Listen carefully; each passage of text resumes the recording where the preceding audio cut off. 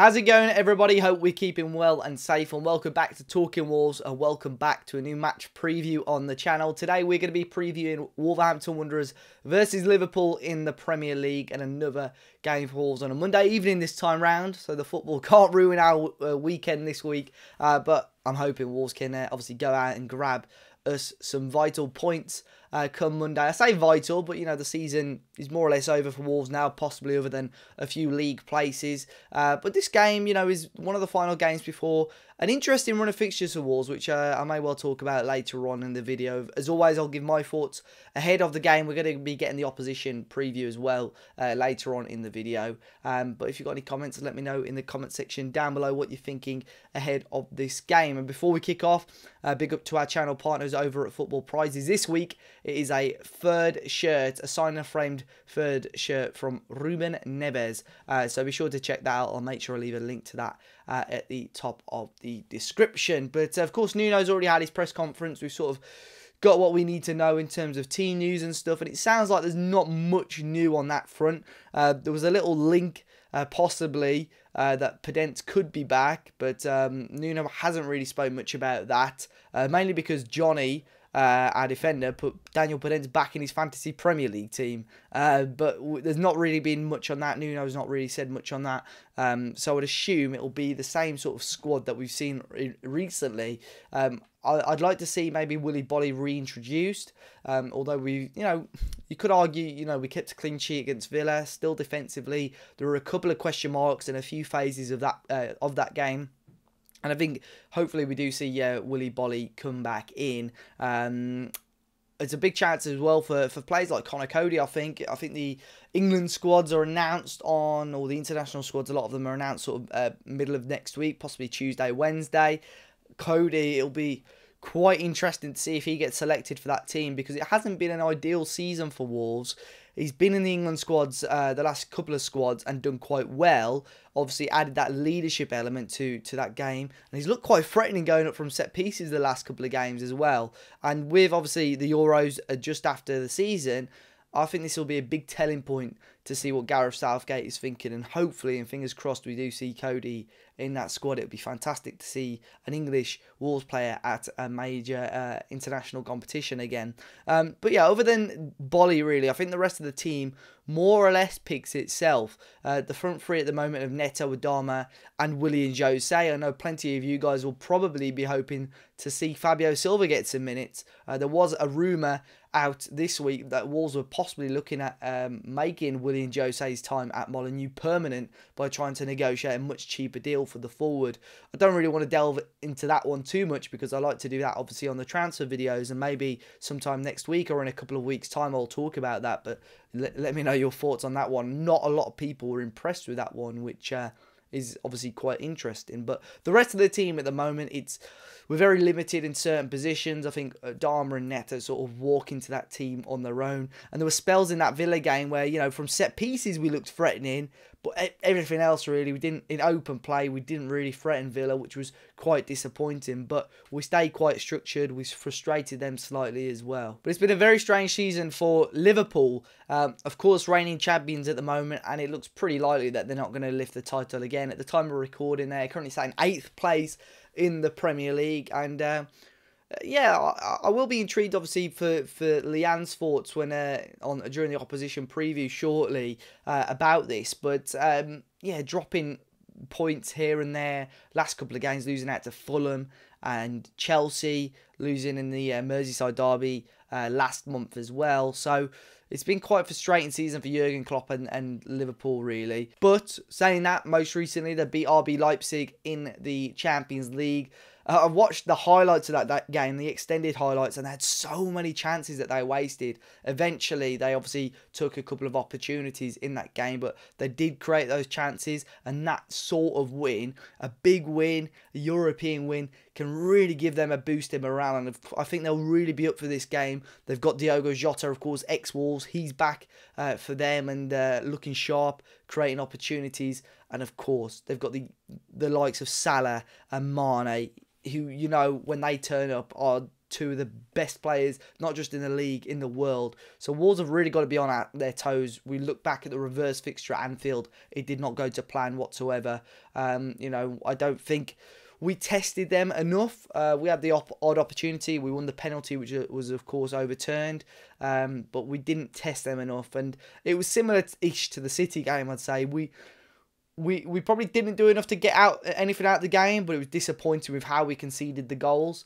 But like I say, been dodgy in the league. They've not been great at Anfield, but that win against Leipzig most recently, I think, will give them a big, big boost. And I'm just going to quickly get Wolves fixtures up here before we move on to the opposition preview, because after this game, we've got games against the likes of West Ham. Okay, they're having a great season.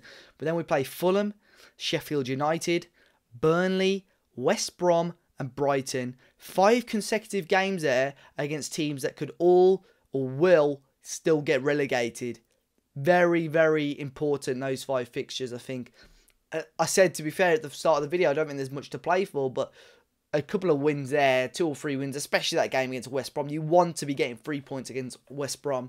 That'll give us leave us in a really decent league position. And, 2 or 3 league positions could give us 2, 3, 4 million pound more as a club, which is, of course, very, very crucial. But we will move on, finally, to the opposition preview. Matt spoke to Leanne, who is a Liverpool fan, just to find out a little bit more about the Reds, how their season's been so far, what they were expecting, and what we can expect ahead of the game at Molineux on Monday. Hello and welcome back to Talking Wolves. My name is Matt Cooper, and today I'm joined by Liverpool FC writer from the Anfield Wrap, Leanne Prescott. Leanne, how are you? Yeah, good, thanks. How are you? Yeah, good, thanks. Thanks for coming on. It's been a while since we last spoke, and with Wolves playing Liverpool on Monday, I just thought, to get the ball rolling, what's happened to Liverpool this season? Yeah, I mean, we said before we started recording that we're not really enjoying our football at the moment, both of us. It's been a weird one because obviously the Champions League's going well, but league form is pretty abysmal, kind of relegation or worse. The Fulham home result was diabolical. And it's made worse by the fact that you can't just go to the pub and talk it off. You've got to kind of sit there, stew, wonder what to do with the rest of your day. You're going to just play music on Spotify. You're going to play FIFA in anger, or you're going to go for a walk. That's basically the options you have in lockdown. So weird season, hoping that players come back from injury and it gets settled going into next year. But hopefully we can make the best of a bad situation in the Champions League at least. Yeah, because I think we spoke about that before we came on air, and it's the case is at the minute, and we both agreed, is that usually when you go to the games, you might have a few beers beforehand, and then afterwards you might have a few beers, you might get the train home, you might drive home, but that's when you kind of dissect what's gone on, and by the time you've got home, more often than not, you've forgotten about it. But now it is jumping straight onto Twitter, isn't it? And it's just a tirade. I've suffered it myself, and especially when your team isn't doing well, it is just a bit of a brain fart with people's views. But what are you putting it down to this season, Leanne? Is it do you think that managers and teams have found a way and a formula to play against Liverpool? Is it injuries, or is it a combination of a few other things?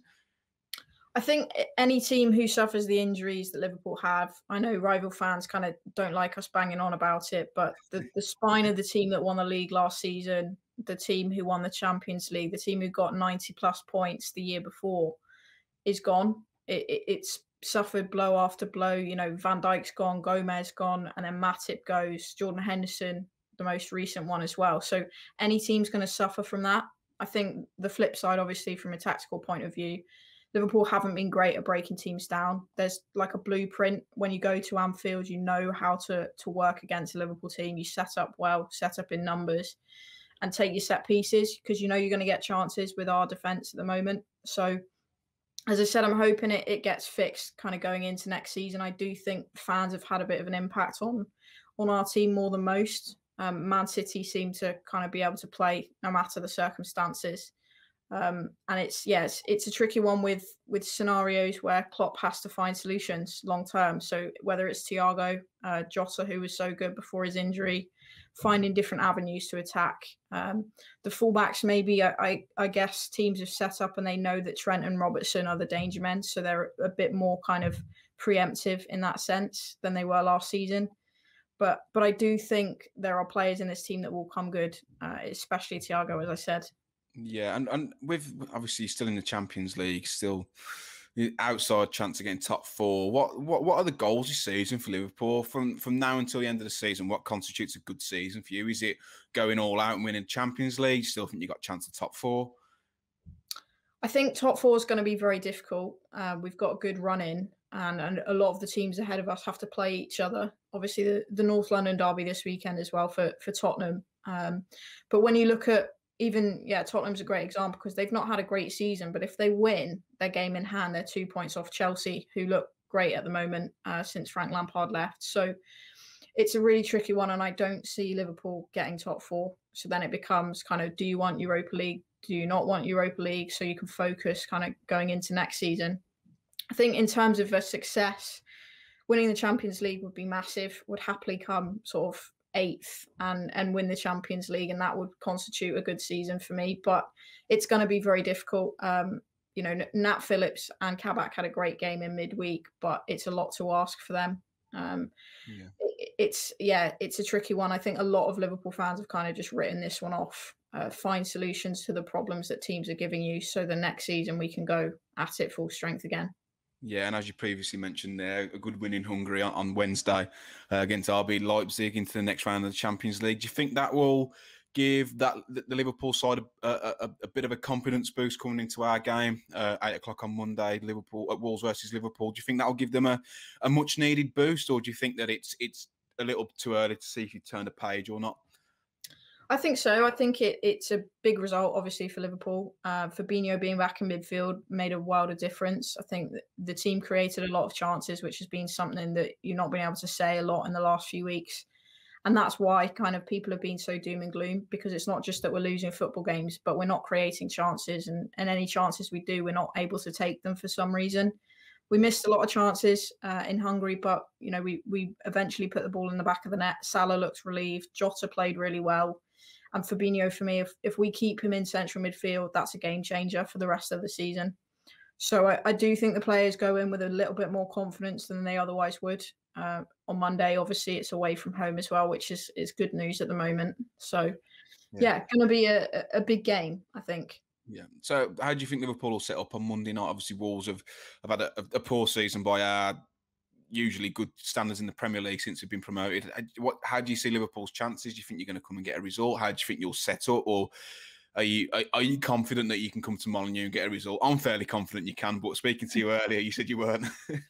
I think, it's a tricky one because we looked so good in the Champions League, but then a few days before against Fulham, we looked pretty abysmal. So for me, it does come down to Klopp's decision as to whether he plays Fabinho in midfield. I think Nat Phillips has done really well this season. He's kind of come in from the cold. He was going to go in the summer, and he's risen to every kind of opportunity he's been given. So personally, for me, I'd keep him there. Kabak looks kind of steady, building confidence, happy with that. Put Fabinho in central midfield, dominate the game, create chances, and put Jota up front, because I think Firmino is still missing through injury. So if we do that, I'm confident we can get a result and replicate the performance from midweek. Otherwise, it's going to be Fabinho slotting back into defence while he's been really good. It kind of gives Wolves probably a little bit more confidence. You can dominate the central areas. Yeah, I don't think we've dominated the central area in about 12 months. But what have you thought of Wolves this season? It's been a rubbish season as a Wolves fan from our perspective. But I don't know if you've seen much of Wolves this season. If you have, what have you taken away from our pretty dross performances? Yeah, it's a weird season because I really liked Wolves last year. I thought they were a really good team, really good setup, good manager, and you kind of, as we said beforehand, fallen off the boil a bit, not enjoying your football, not maybe playing with as much freedom as you did. I think Jimenez has obviously been a massive miss for that team. Neto looks great. I think he's kind of been the star of your season for obvious reasons. Another great attacker that's come through after losing Jota, which has been a big bonus for you. I guess it's similar to Liverpool. It's making the best of a poor season, really, and then building for next year. Yeah, and would I be able to get a prediction from you for the game on Monday? Sorry to put you on the spot, but I have to ask. Prediction for Wolves versus Liverpool Monday at 8 o'clock. I'm going to go for 3-1 Liverpool on the basis Fabinho starts in midfield. And how about if Fabinho starts at the back? I thought you were going to be like really like down the middle, like, oh, we might scrape a 1-1 or a 1-0, but no, no. If Fabinho starts in defence, I'll go 2-1 Liverpool. Fair I've enough. talked So, myself into being more confident now. and who are the goal scorers? If it's 3-1, who are the goal scorers going to be? Because people might want to put a bet on. I'd say Salah, Jota, and Curtis Jones. Left field, I like that. I like that. That'll boost the odds. Leanne, thanks for joining us. Where can people find you should they wish to follow you? _LFC Leanne on Twitter. Cool. Thank you very much. Well, once again, big thanks to Leanne and big thanks to Matt for chatting to her ahead of the game. I'll make sure I leave a link to Leanne in the description down below.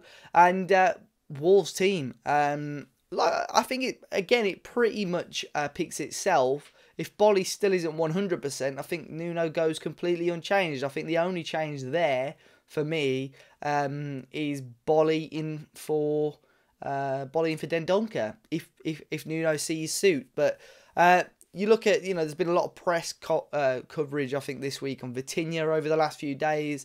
Ryan Nori, Willian Jose, still got so much to prove. Possibly not this game, but I think those 5 games that I mentioned earlier on are perfect games for those sort of players to show why they deserve to be in a Wolves shirt next season, really. Wolves, it'll be intriguing to see how much money Fosun put on the table, because it could be a very intriguing end to the season. Obviously, there's been whispers about Nuno's future as well, but those 3 players still have not done enough to prove they deserve to be Wolves players. And that's not really their fault. I think Jose's been chucked in at the deep end. Vitinha and Ryan Aït-Nouri probably haven't had the opportunities as well. So it has, unfortunately, for them been a strange season. But I'm expecting an unchanged team, if not Bolly coming in. And Liverpool are going to pose a really interesting task. But they're fragile. They have been fragile in the league. And hopefully Wolves can go at them a little bit more, because that has been spoke about a lot over the last week or so. Hopefully we can go at them from whistle one and give them a really tough time. Guys, thank you so much for watching. As always, be sure to hit the like button, subscribe to the channel if you're new, and until next time, I'll see you all very soon.